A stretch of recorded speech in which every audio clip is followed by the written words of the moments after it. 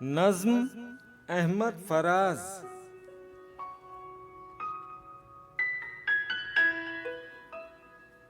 मिले तो हम आज भी हैं, लेकिन न मेरे दिल में वो तशनगी थी कि तुझसे मिलकर कभी न बिछड़ूं।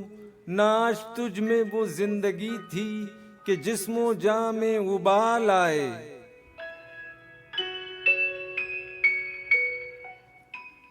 न ख्वाबज़ारों में रोशनी थी, न मेरी आंखें चराग की लौ के तुझ में ही खुद सुपुर्दगी थी।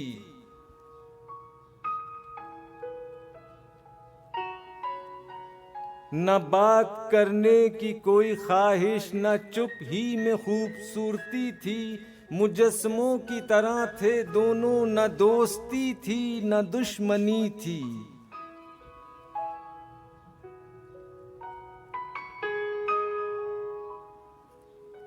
मुझे तो कुछ यूं लगा है जैसे वो सातें भी गुजर गई हैं कि जिनको हम लाजवाल समझे। वो ख्वाहिशें भी तो मर गई हैं जो तेरे मेरे लहू की हिद्दत को आखरश बर्फ कर गई हैं।